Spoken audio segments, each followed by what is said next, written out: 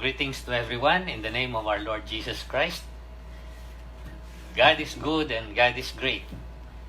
Praise to the Lord, for He has given us another opportunity to worship Him and to meditate on His Word.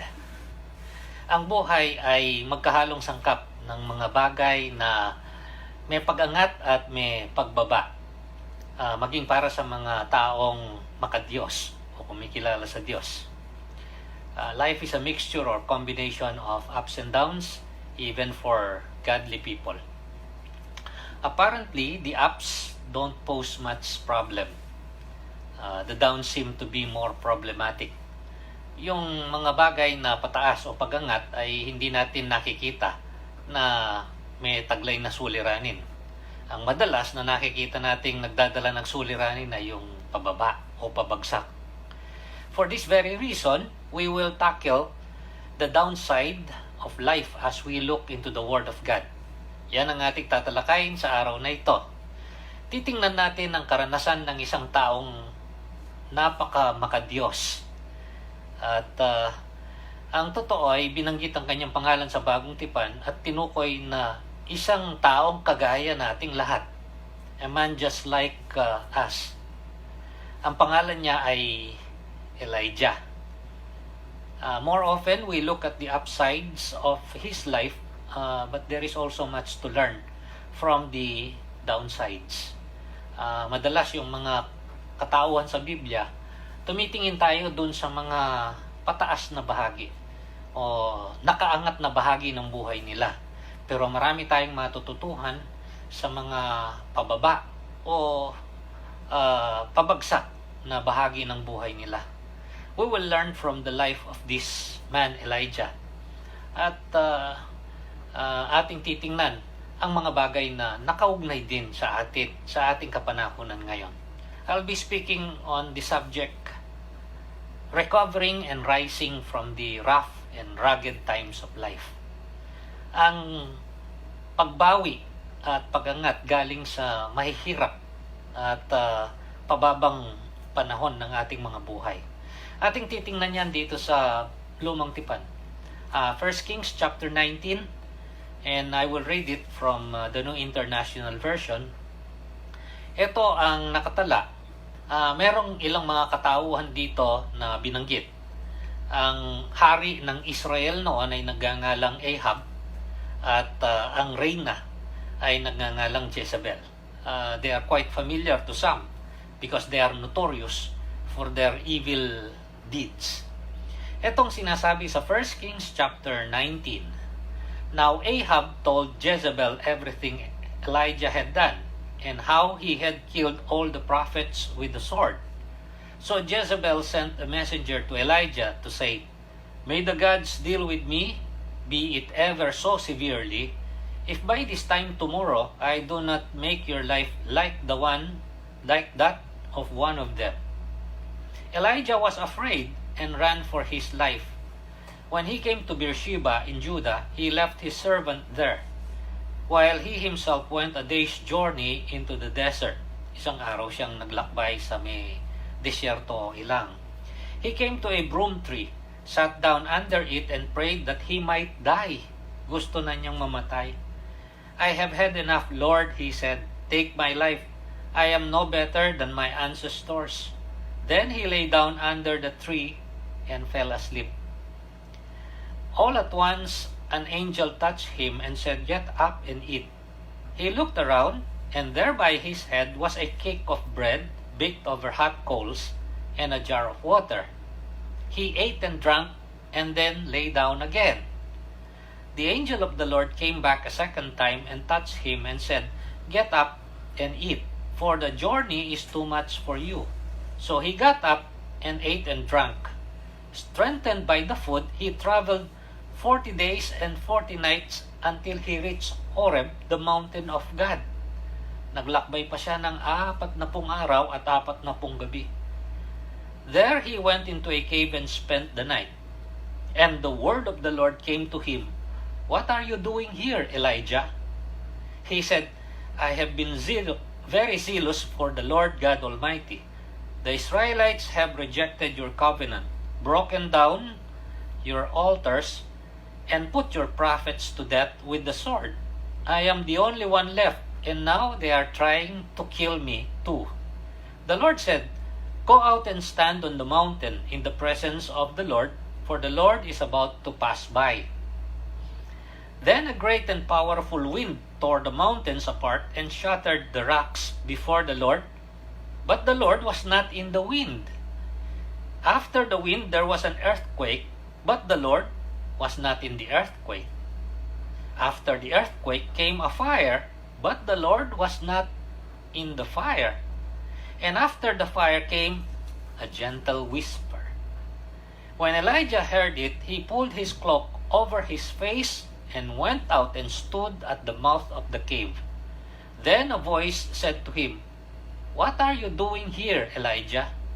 He replied, "I have been very zealous for the Lord God Almighty. The Israelites have rejected your covenants, broken down your altars, and put your prophets to death with the sword. I am the only one left, and now they are trying to kill me too." The Lord said to him, "Go back the way you came and go to the desert of Damascus. When you get there, anoint Hazael king over Aram. Also anoint Jehu son of Nimshi king over Israel, and anoint Elisha son of Shaphat from Abel Meholah to succeed you as prophet. Jehu will put to death any who escaped the sword of Hazael, and Elisha will put to death any who escaped the sword of Jehu. Yet I reserved 7,000 in Israel, all whose knees have not bowed down to Baal, and all whose mouths have not kissed him." So Elijah went from there and found Elisha son of Shaphat. He was plowing with 12 yoke of oxen, and he himself was driving the 12th pair. Elijah went up to him and threw his cloak around him. Elisha then left his oxen and ran after Elijah. "Let me kiss my father and mother goodbye," he said, "and then I will come with you." "Go back," Elijah said, "What have I done to you?" So Elisha left him and went back. He took his yoke of oxen and slaughtered them. He burned the plowing equipment to cook the meat and gave it to the people, and they ate.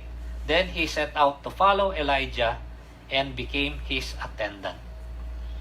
Isa itong bahagi sa mahaba-habang kwento patungkol sa buhay ni Elijah. Isa sa mga pinakatanyag na propeta na nabuhay sa Lumang Tipan. Upang magkaroon tayo ng higit pang unawa patungkol dito ay magbabalik tanaw tayo sa mga pangyayari bago itong binasa natin na 19 na kabanata ng Unang Hari. The story would start at 1 Kings chapter 16 when the kingdom of Israel went through great trouble because of the sins of its leaders and the people. Nagpasimula ang malaking suliranin nang umupo si Haring Ahab. Sa Tagalog kung minsan ay nakasalin na Akab. Marami na silang suliranin bago si Ahab, pero lalong tumindi at tumigting ang kanilang mga suliranin dahil ang asawa niyang si Jezebel ang nagpasimuno ng pagsamba kay Baal at sa iba't ibang mga Diyos-Diyosan sa Israel.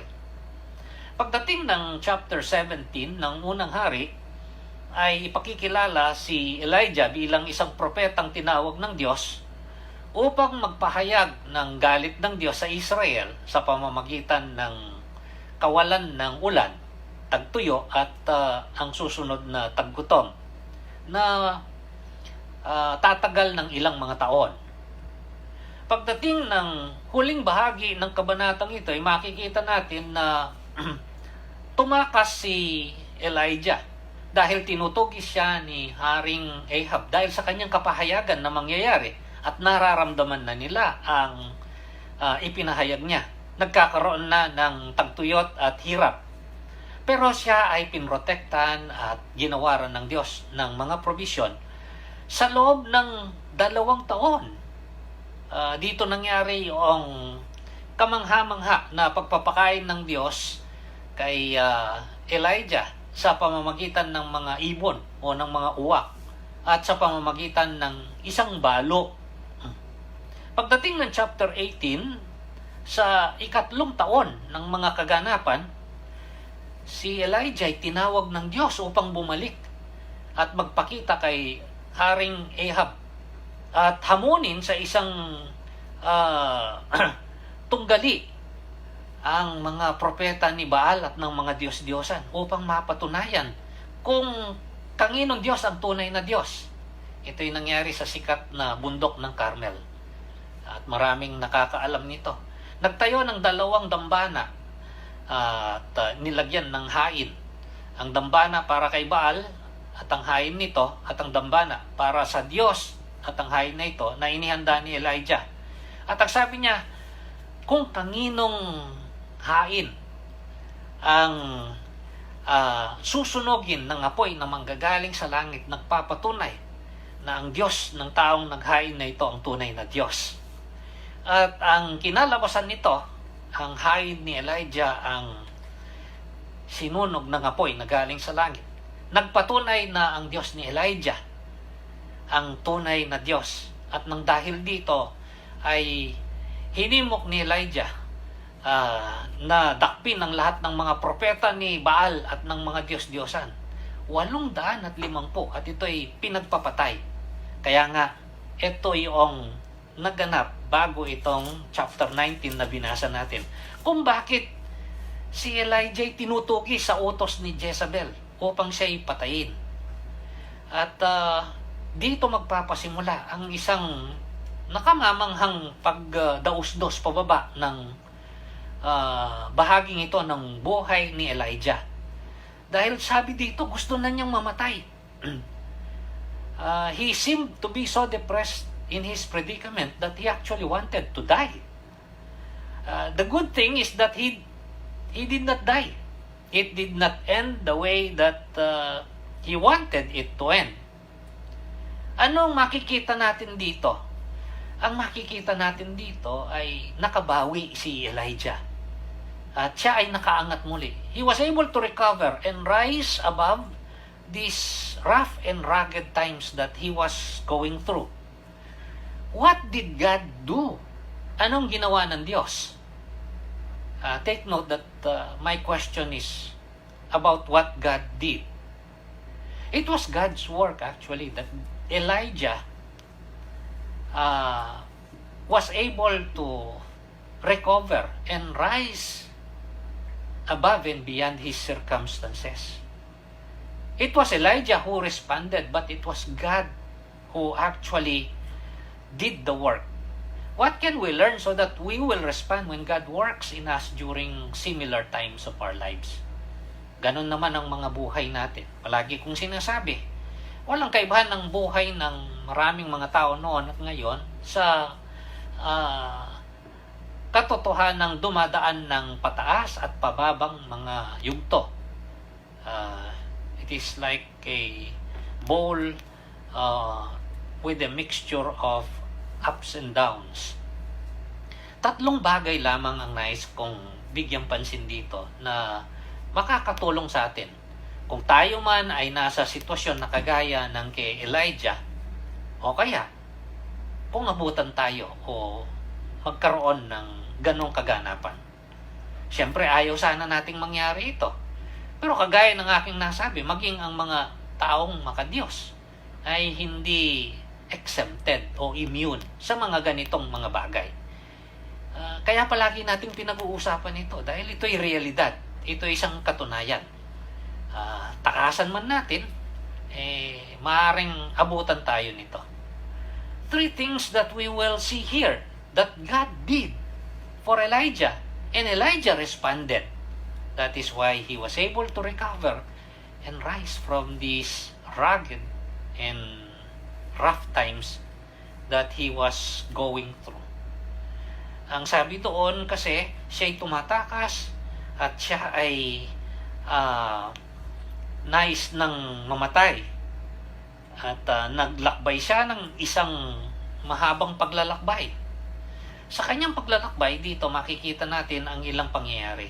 Babalikan natin yung verse 5. Ang sabi dito, pagkatapos niyang sabihin na gusto na niyang mamatay, Then he lay down under the tree and fell asleep. All at once, an angel touched him and said, "Get up and eat." He looked around, and by his head was a cake of bread baked over the coals and a jar of water. He ate and drank and then lay down again. Kamangha-mangha, sa sobrang pagod niya, siya ay nahiga at nakatulog. May gumising sa kanyang anghel at nakahanda ang pagkain at inumin. So, kumain siya at uminom at nakatulog uli. Verse 7, the angel of the Lord came back a second time and touched him. Pagkatapos noon, ginising na naman siya and said, "Get up and eat, for the journey is too much for you." Tumayo ka at kumain dahil mahaba ang iyong lalakbayin. Hindi mo kakayanin. So he got up and ate and drank. Strengthened by the food, he traveled 40 days and 40 nights until he reached Horeb, the mountain of God. There, he went into a cave and spent the night. Ang sabi, naglakbay pa siya ng tuloy-tuloy. Naglakbay siya ng 40 araw at 40 gabi hanggang makarating siya doon sa gusto niyang puntahan na tinatawag na Horeb, ang kabundukan ng Diyos. At pagdating niya doon, pumunta siya sa yungib at doon siya ay nagpahinga na naman. Anong ipinapakita sa atin nito? Anong naging daan tungo doon sa pagbawi ng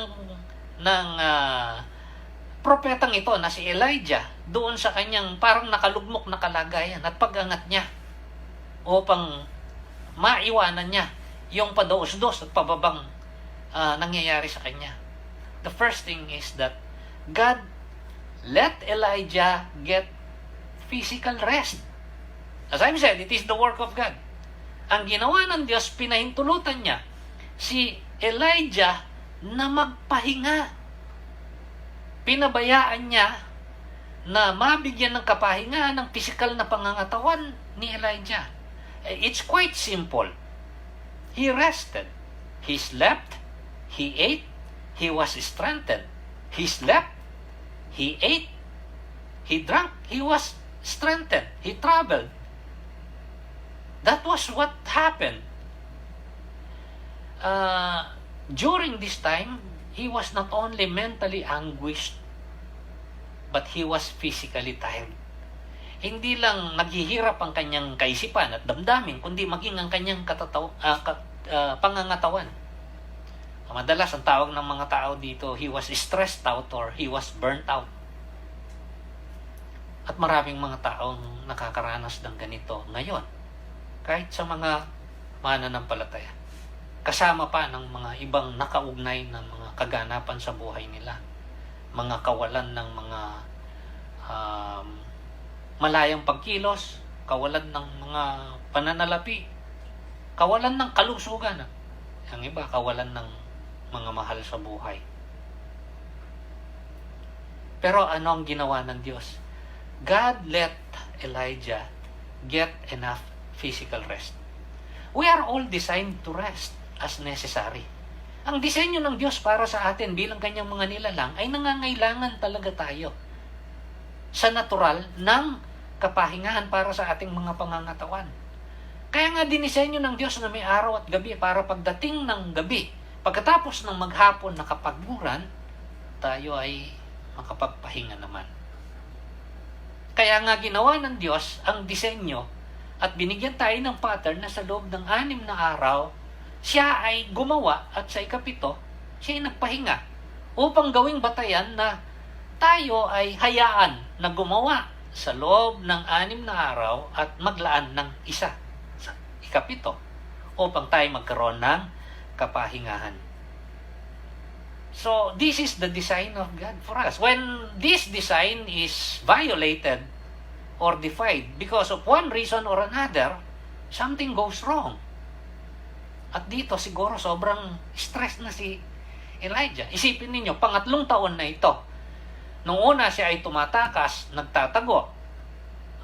Pero ngayon pinabalik ng Diyos upang sa ganon, hamunin si Haring Ahab at saka ang mga propeta ni Baal sa isang pakikipagtunggali. At ito'y nangyari ng maghapon. At pagkatapos nito ay binalik ng Diyos yung ulan sa pamamagitan ng panalangin ni Propeta Elijah. At siya'y tumakbo ng tumakbo ang sabi hanggang siya ay nakarating doon sa dako ng Jezreel. Pagod siya. So, ang kailangan niya ay pahinga. At pagkatapos, nung mabalitaan niya na siya'y tinutugis at gustong patayin ni Reyna Jezebel, siya ay tumakas. Ang layo ng kanyang nilakbay. Hanggang makarating doon sa tinatawag na kabundukan ng Horeb. Kasi ang sabi, yung unang pagtakbo niya at ang unang pagtakas niya, maghapon ang ginugol. Pagkatapos doon, nung napahinga siya, nakakain, nakainom, at naging sapat na yung kapahingan, 40 araw at 40 gabi. Hindi ibig sabihin na tuloy-tuloy yun.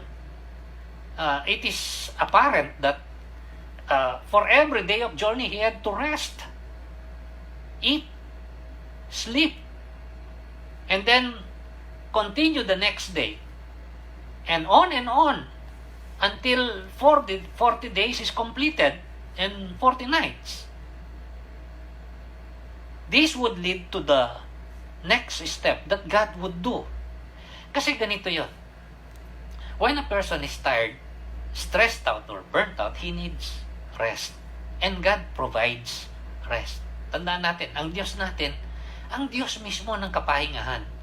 Kapahingahan ng pangangatawan dahil disenyo niya yan. At kapahingahan maging ng ating mga kaluluwa. Enough physical rest was given for Elijah to help him on the next step towards recovery. Ano yan? To help him process his perceptions properly. Ito yung ikalawa. The first one is God let Elijah get physical rest. The second is God made Elijah process his perceptions properly. Ano yung perceptions? Yung pangunawa, yung pagtingin sa mga bagay-bagay. Yun ang tinatawag na perception. How we see things. How we interpret things. To process them ay upang pag-isipang maayos. Tayahin ang mga ito. So, ang ginawa ng Diyos, tinulungan niya si Elijah upang tayahin o pag-isipang maayos at mabuti ang kanyang pagtingin sa mga bagay-bagay.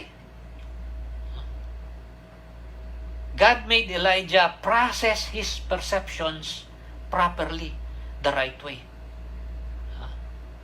The perceptions even of a godly man, like any other person, could be clouded. Yung mga perception natin, kahit sa mga taong makadiyos, ay maaaring manlabo. Maaaring mawalan ng kalinawan nang dahil sa iba't ibang mga bagay. Dito kay Elijah, anong nangyari? Siya'y takot na takot dahil tinutugis siya at papatayin. Because of fear. Siya'y pagod. Siya'y gutom because of exhaustion and hunger. Because of disappointment. He was feeling alone. Ang sabi niya, ako na lang ang natitira, kaya gusto ko nang mamatay. He was so lonely. So God helped him process his thoughts. How? Pansinin ninyo, verse 9 sa huling bahagi. Ang sabi dito, nung siya ay nasa yungib at nung gabi na. And the word of the Lord came to Elijah, "What are you doing here, Elijah?" Sumagot naman si Elijah. Pagkatapos, may ginawa ang Diyos at ipinakita kay Elijah.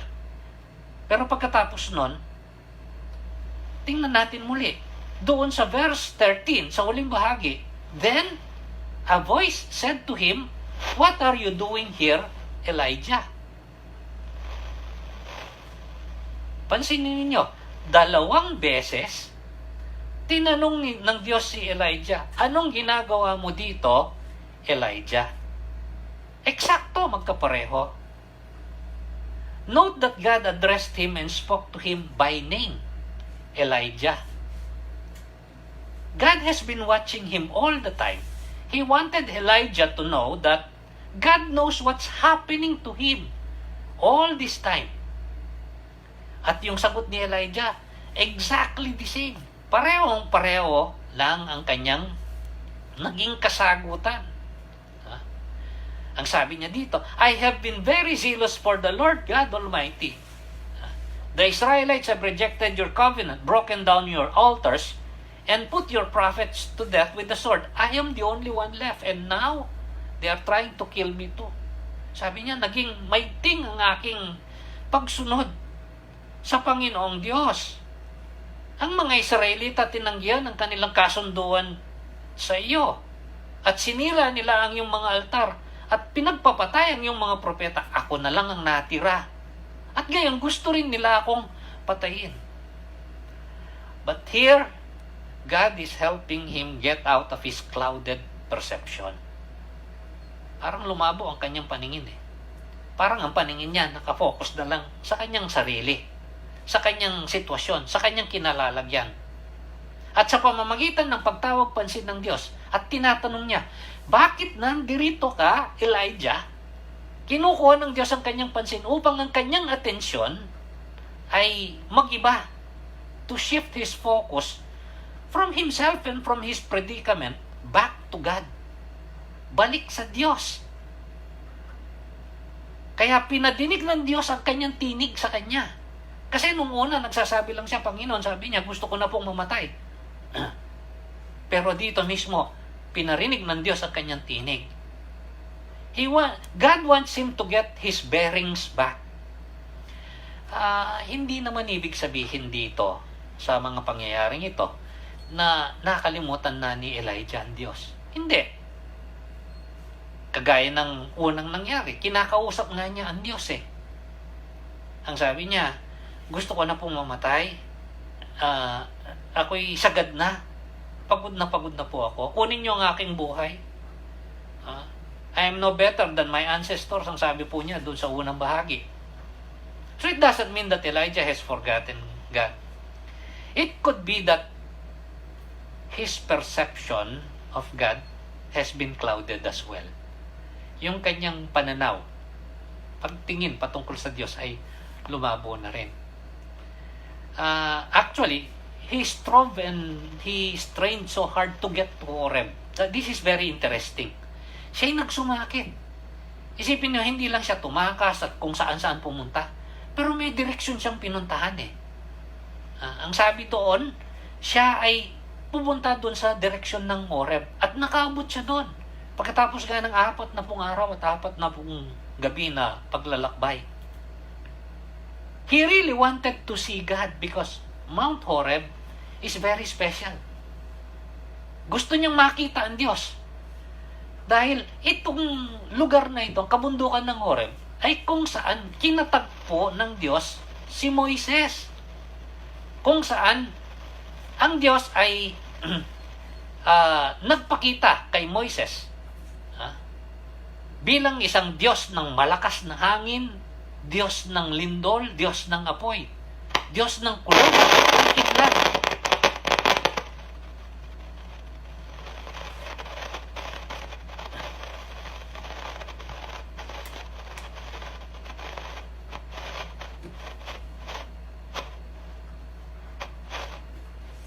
Of course, he was hoping to see God the way that Moses saw God, in the form of spectacular events.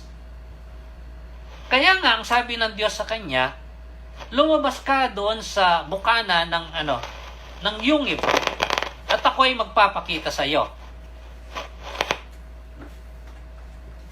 At anong sabi dito? Ito ang nangyari sa susunod na mga talata.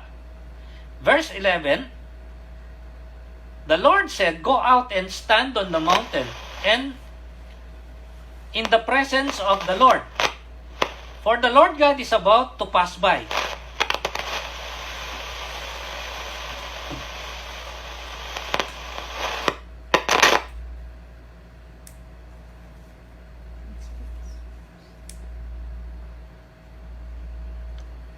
Ulitin ko ang sabi dito sa verse 11, the Lord said, go out and stand on the mountain in the presence of the Lord, for the Lord is about to pass by. Then a great and powerful wind tore the mountains apart and shattered the rocks before the Lord. But the Lord was not in the wind. After the wind, there was an earthquake, but the Lord was not in the earthquake. After the earthquake came a fire, but the Lord was not in the fire. And after the fire came a gentle whisper. Then, when Elijah heard it, he pulled his cloak over his face and went out and stood at the mouth of the cave. Anong ipinapahiwatig nito? Si Elijah, pumunta siya doon sa kabundukan ng Horeb. He was longing for the God of signs and wonders. Sa mga nagdaan kasi nakita niya, hindi pa nagtatagal. Yung ginawa nga niya na tumawag siya sa Diyos. At ang Diyos nagpadala ng apoy galing sa langit upang tupokin at sunugin yung hain na nasa dambana na itinayo ni Elijah upang ipakita sa mga tao na ang tunay na Diyos ay ang Diyos ni Elijah. At si Elijah ay propeta ng Diyos. He was longing for that. The God of wind, the God of earthquake, the God of fire, the God of thunder and lightning. The God whom Moses met in the mountains. The God of signs and wonders. Of course, God is such a God. Ganun talaga ang Diyos, makapangyarihan. Gumagawa ng himala, kamanghamanghang bagay.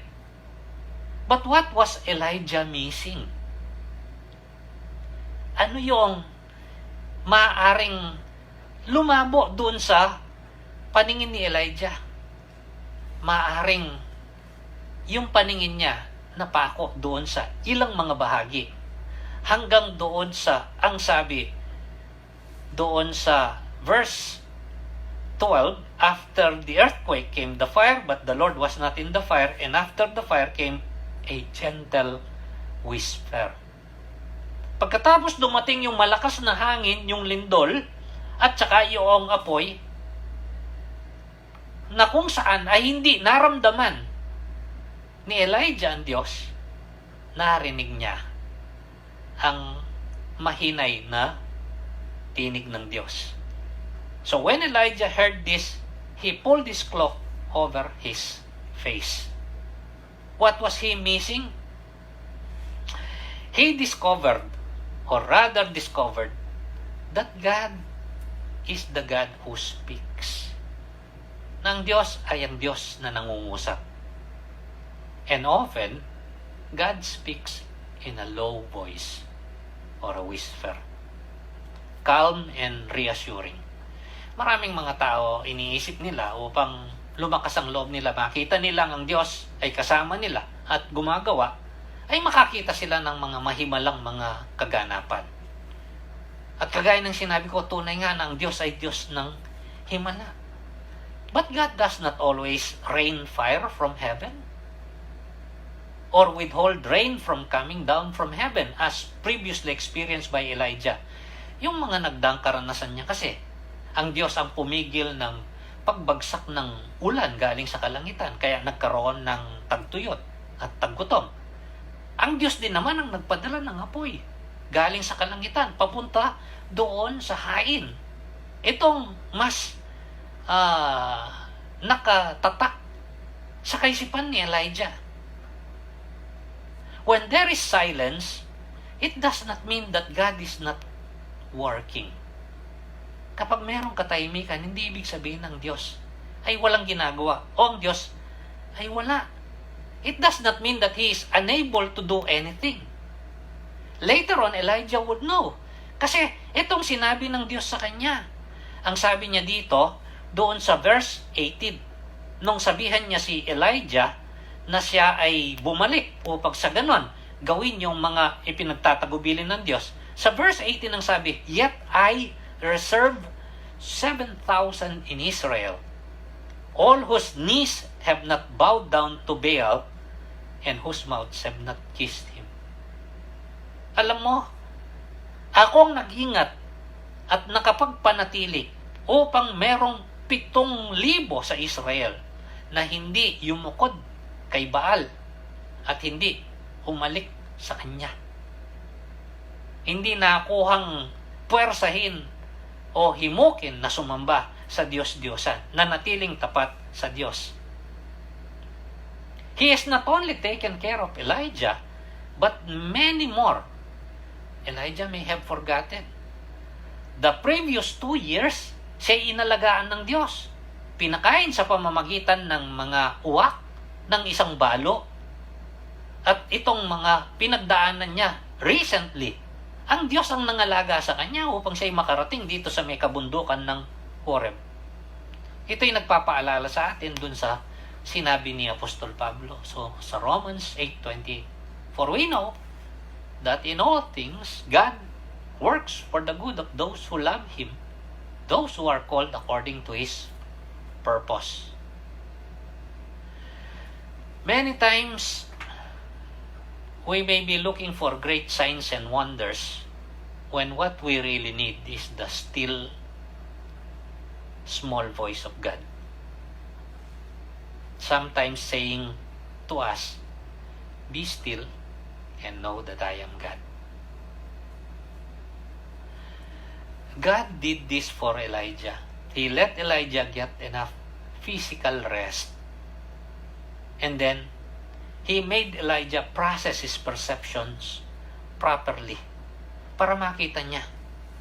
The acts of God are mighty and powerful. Yes, indeed. But His word is equally powerful. Sometimes what we need more is His word.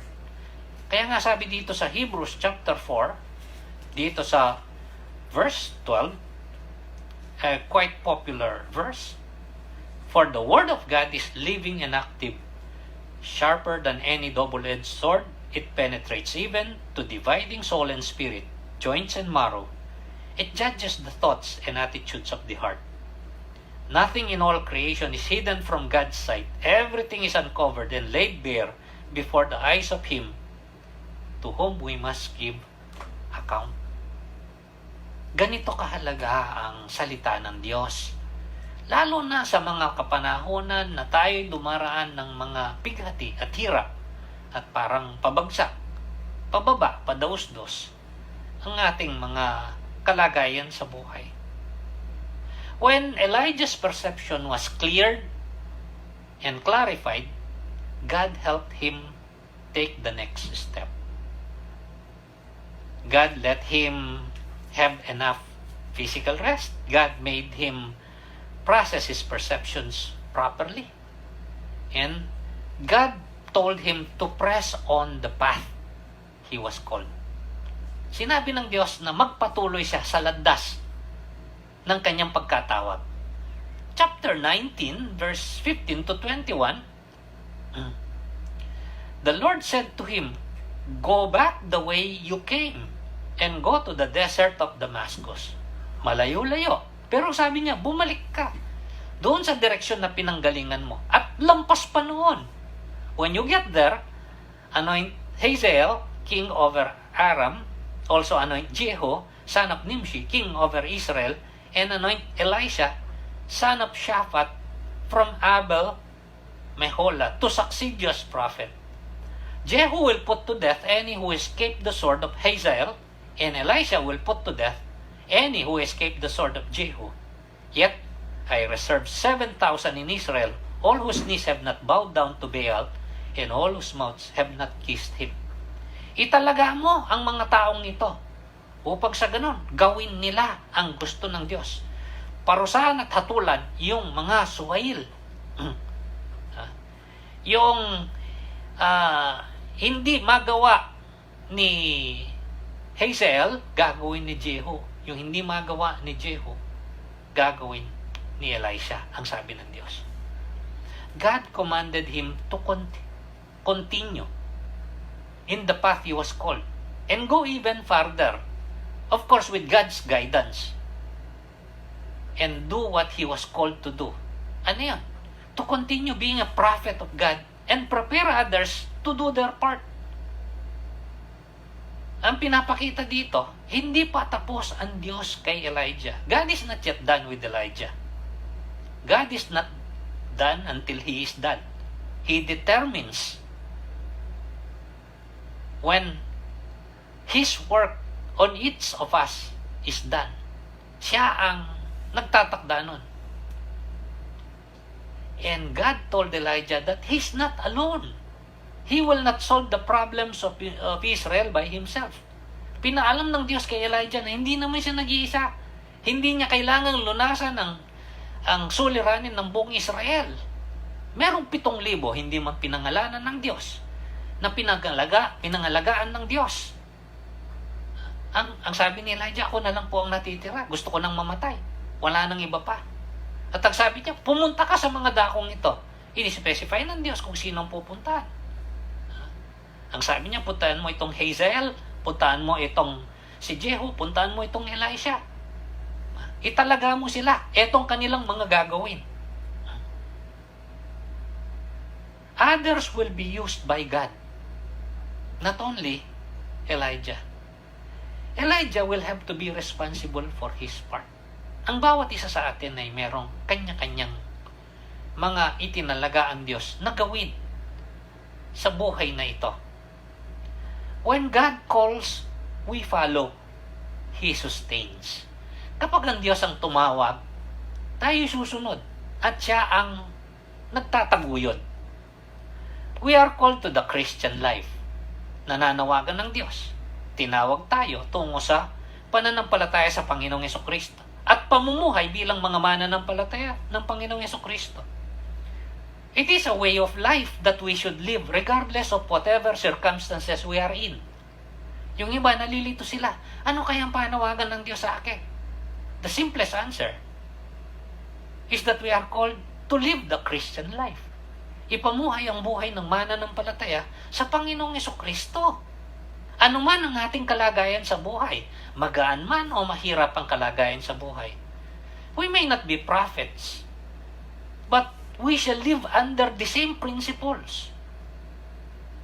Hindi man tayo magkaroon ng parang kapares o kahawig ng kay Elijah o nung yung mga tinitingnan na mga parang mga lingkod ng Diyos na para bagang natatangi. Pero ang ibig sabihin, dapat pa rin tayong mamuhay sa kaparehong mga prinsipyo ng mga taong ito. Anong mga prinsipyo? We should live in faith, sa pananampalataya, by faith. Sa pananampalataya sa Diyos sa pamamagitan ng Panginoong Jesucristo. We should live in faithfulness. Sa katapatan. Setting apart God and putting no other beside Him. Na nakatalaga sa atin na ang Diyos lang ang tanging Diyos na kinikilala natin at wala tayong inihahambing o inihahanay sa Kanya na ginagawang kapares. Putting no one beside Him. Setting apart ourselves for God. Yung hinihiwalay natin ang ating mga mismong mga sarili para sa Diyos. For God's use only. Parang yung mga sasakyan kung minsan, panggobyerno, yung for official use only. Dapat panggobyerno lang. If we have placed our faith in God through the Lord Jesus Christ, we are for God's use only. Set apart for Him. Living not in a worldly manner. Nabubuhay hindi sa kaparaan ng mundo, kundi sa patnubay at sa kaparaanan ng Diyos. Bearing fruit in whatever service He calls us. Yung magbunga ang ating mga buhay sa anumang uri ng paglilingkod na tinawag tayo. Anong ibig sabihin magbunga? Na mailabas ang kabutihan sa mga buhay natin. Kaya nga, tinawag ang mga Kristiyano na mga ilaw ng sanlibutan upang ipakita ang kanilang mga mabubuting gawa at mapurihan ang kanilang amang nasa langit. Simply to honor God and remaining steadfast through rough times and recovering and returning when we go astray. Ang buhay ay mananatiling may posibilidad na ganyan. Ang ilan ay maaaring dumaraan diyan Ngayon mismo. Ang ilan, huwag nawa, ayaw natin, pero maaaring dumaan dyan. Ang ilan ay maaaring nakadaan na dyan, pero naway natuto rin naman. Elijah is a good example.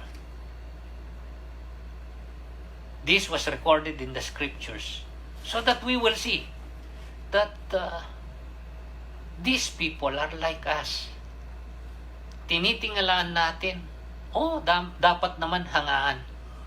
Ngunit hindi ibig sabihin na sila ay parang mga superhero na parang hindi duman sa mga ganyan at hindi umabot ang kanilang mga buhay sa mga yugto na parang sila'y nawawalan na ng pag-asa. At dito ay makikita natin at maipapaalala sa atin na sa mga oras na ito, ang Diyos pa rin ang siyang gumagawa. May we not make the mistake that we can do it on our own. We can only recover and rise from these rough and rugged times because of God's grace and goodness. Ito yung sinabi ng Diyos kay Apostle Paul, "My grace is sufficient for you." These principles are consistent all throughout the scriptures, from the Old Testament to the New Testament, and even today, in the lives of many who have trusted God through the Lord Jesus Christ. God let Elijah get physical rest. We need physical rest. We need to follow God's normal design for our lives.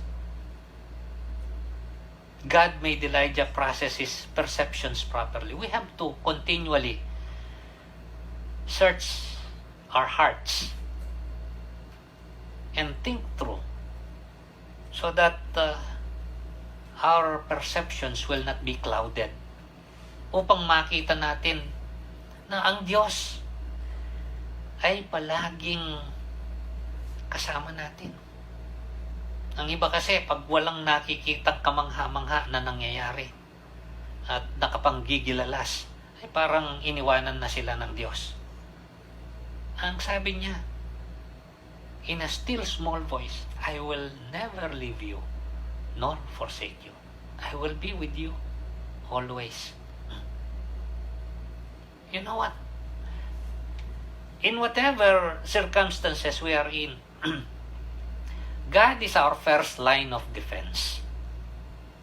But ironically, whatever happens, He is also our last line of defense. Because He is before us, He is behind us, He is beside us, He is around us, and He is in us. That is why He asked Elijah, "What are you doing here, Elijah?" Anong ginagawa mo dito, Elijah? Let us always listen to His voice. And we can listen to His voice through His word. And God told Elijah to press on the path he was called. Kaya nga si Apostol Pablo, alam nyo, may sinabi siya doon sa kanyang sulat sa mga taga-Filipos. It is somewhere in Philippians chapter 3. Ito ang sinabi ni Apostle Paul patungkol sa kanyang kinalalagyan. Ang sabi niya dito sa verse 12, "Not that I have already obtained all this, or have already been made perfect, but I press on to take hold of that for which Christ Jesus took hold of me. Brothers, I do not consider myself to have yet taken hold of it, but one thing I do, forgetting what is behind, straining toward what is ahead, I press on toward the goal to win the prize for which God has called me heavenward in Christ Jesus."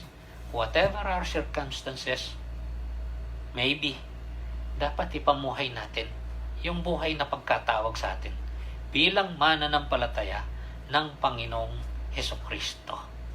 Nakalaan ang ating buhay sa Kanya, nagtatapat sa Kanya, namumuhay ayon sa Kanyang mga panuntunan, at gumagawa ng ayon sa Kanyang kalooban, nagbibigay karangalan sa Kanyang pangalan.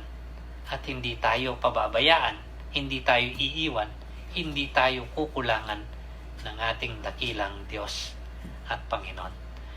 Tayo ay manalangin at magpasalamat. Dakilang Diyos, maraming salamat po. Salamat po at ikaw ang aming Diyos.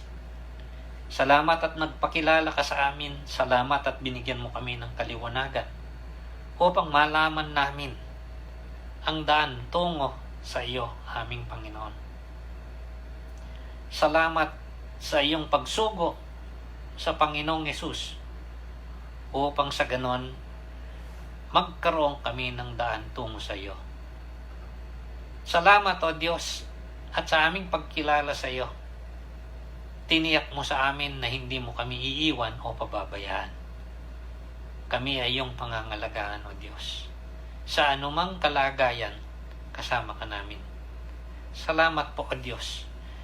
Kung minsan naghahanap kami ng mga palatandaan at parang wala kaming makita, salamat at ang iyong mga salita ay nasa sa amin, nagbibigay katiyakan. Salamat po, O Diyos, sa buhay na aming taglay. Salamat sa mga mabubuting bagay na iyong ginagawa at gagawin. Salamat at iyong ipararanas sa amin ang kagandahan at kalubusan ng buhay ng isang mananampalataya. Pinupuri ka namin sa tanging pangalan po ng aming Panginoong Hesus. Amen. Magandang araw po at pagpalain kayo ng Diyos.